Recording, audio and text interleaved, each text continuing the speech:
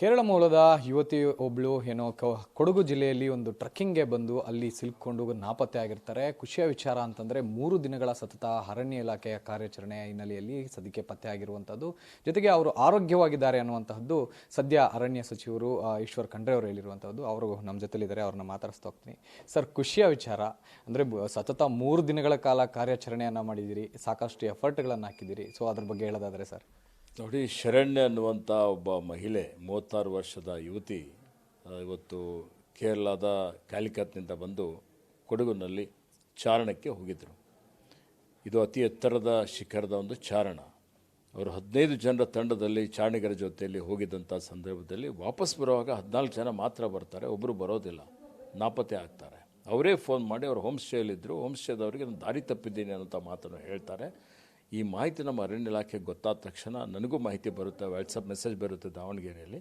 ನಮ್ಮ ಅಧಿಕಾರಿಗಳಿಗೆ ನಾನು ಹೇಳಿದೆ ಯಾವುದೇ ಪರಿಸ್ಥಿತಿಯಲ್ಲಿ ತಕ್ಷಣ ಶೋಧ ಕಾರ್ಯಾಚರಣೆ ಪ್ರಾರಂಭ ಮಾಡಿ ಅಂತೇಳಿ 5 ತಂಡಗಳ ರಚನೆ ಮಾಡಿ ನಮ್ಮ ಅಧಿಕಾರಿಗಳು ಮುಂಚೂಣಿ ಸಿಬ್ಬಂದಿಗಳನ್ನು ಒಳಗೊಂಡು ಆ ಶೋಧ ಕಾರ್ಯಾಚರಣೆ ಪ್ರಾರಂಭ ಮಾಡ್ತಾರೆ. ಪೊಲೀಸರಿಗೆ ಮಾಹಿತಿ ಕೊಡ್ತಾರೆ, ಪೊಲೀಸರು ತಮ್ಮ ಸಹಕಾರ ಕೊಡ್ತಾರೆ. ಆ್ಯಂಟಿ ನಕ್ಸಲ್ ಸ್ಕ್ವಾಡಲ್ಲಿ ಇರುತ್ತೆ, ಅವರಿಗೆ ಈ ಫಾರೆಸ್ಟ್ ಟೆರೇನ್ ಬಗ್ಗೆ ಮಾಹಿತಿ ಇರುತ್ತೆ, ಅವರು ಅದರಲ್ಲಿ ಭಾಗವಹಿಸ್ತಾರೆ. ಸ್ಥಳೀಯರ ಸಹಕಾರ ತಗೊಳ್ತಾರೆ. ಬುಡಕಟ್ಟು ಸಮುದಾಯದ ಸುಮಾರು 10-15 ಜನ ಅದರಲ್ಲಿ ಆಗ್ತಾರೆ. ಹೀಗಾಗಿ ಸುಮಾರು 60-70 ಜನ ಇವತ್ತು ಈ ಒಂದು ಶೋಧ ಕಾರ್ಯಾಚರಣೆಯಲ್ಲಿ ಭಾಗಿಯಾಗ್ತಾರೆ. ಅದಾದಮೇಲೆ ಸನ್ಮಾನ್ಯ ಮುಖ್ಯಮಂತ್ರಿಗಳು ನನಗೆ ದೂರವಾಣಿ ಮುಖಾಂತರ ಮಾತನಾಡಿ ಇವತ್ತು ಆದಷ್ಟು ಬೇಗ ಈ ಯುವತಿಗೆ ಪತ್ತೆ ಮಾಡಬೇಕು ಅನ್ನೋಂಥ ಸೂಚನೆ ಕೊಟ್ಟ ಮೇಲೆ ನಾನು ಮತ್ತೆ 40 ಜನ ಅರಣ್ಯ ಇಲಾಖೆ ಸಿಬ್ಬಂದಿಗಳಿಗೆ ನಿಯೋಜನೆ ಮಾಡಿ ಇನ್ನೂ 4 ತಂಡ ಜಾಸ್ತಿ ಮಾಡಿ ಅಂತೇಳಿ ಆದೇಶ ಕೊಟ್ಟು ಸುಮಾರು 100 ಜನಕ್ಕಿಂತಲೂ ಜಾಸ್ತಿ ಜನ ಇವತ್ತು ಶೋಧ ಕಾರ್ಯಾಚರಣೆಯಲ್ಲಿ ತೊಡಗಿಸ್ಕೊಳ್ತಾರೆ.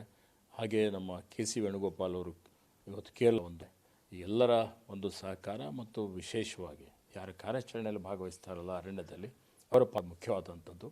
ನಮ್ಮ ಮುಂಚೂಣಿ ಏನು ಸಿಬ್ಬಂದಿಗಳಿದ್ದಾರೆ, APC ಆ್ಯಂಟಿ ಪೋಚಿಂಗ್ ಕ್ಯಾಂಪ್ನವರು, ಆ್ಯಂಟಿ ಡಿಪ್ರೆಡೇಷನ್ ಕ್ಯಾಂಪ್ನವರು, ರ್ಯಾಪಿಡ್ ರೆಸ್ಪಾನ್ಸ್ ಟೀಮ್ನವರು, ಅವರೆಲ್ಲ ಅನುಭವಿಸ್ತಿದ್ದಾರೆ. ಅರಣ್ಯದಲ್ಲಿ ಓಡಾಡಿ ಅವರಿಗೆ ಎಲ್ಲ ಅನುಭವ ಆಗಿರುತ್ತೆ. ಆ್ಯಂಟಿ ನಕ್ಸಲ್ ಸ್ಕ್ವಾಡ್ನವರು ಅವರು ಎಲ್ಲಕ್ಕಿಂತ ಹೆಚ್ಚಿನ ಒಂದು ಶ್ರಮವನ್ನು ವಹಿಸಿದ್ದಾರೆ.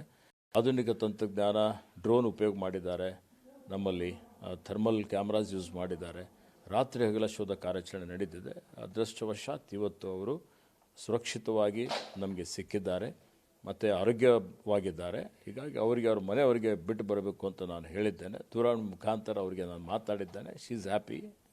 She expressed her gratitude towards Karnataka government. Sir, ಎಲ್ಲ ಒಂದು ಕಡೆ ಮಹಿಳೆ ಮಿಸ್ ಆಗಿರೋದಂತೆ. ಯಾಕೆಂದರೆ ವ್ಯಕ್ತಿ ಯಾರಾದರೂ ಮಿಸ್ ಆಗಿದ್ರೆ ಎಲ್ಲೋ ಒಂದು ಕಡೆ ಧೈರ್ಯ ಇರ್ತಾಯಿತ್ತು, ಎಲ್ಲ ಬಿಡಪ್ಪ ಸರ್ವೈವ್ ಆಗ್ತಾರೆ ಅಂತ. ಮಹಿಳೆ ಮಿಸ್ ಆದಾಗ ಅಂದ ಸಾಕಷ್ಟು ಆತಂಕ ಇರುತ್ತೆ.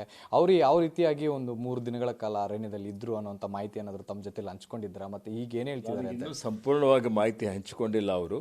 ಅಲ್ಲಿಂದ ಸ್ವಲ್ಪ ನಮ್ಮದು ಟವರ್ ಇದಾಗ್ತಿತ್ತು, ಕಟ್ ಆಗ್ತಾ ಇತ್ತು. ಹೀಗಾಗಿ ಹೇಗಿದ್ದೀರಿ ಅಂತ ಮಾತ್ರ ನಾನು ಕೇಳಿದೆ. She was happy, laughing. So ಭಾಳ ಲವಲವಿಕೆಯಿಂದನೇ ಇದ್ದರು. ಅದು ನೋಡಿದರೆ ಭಾಳ ಧೈರ್ಯವಂತ ಮಹಿಳೆ ಅಂತ ಅನಿಸುತ್ತೆ.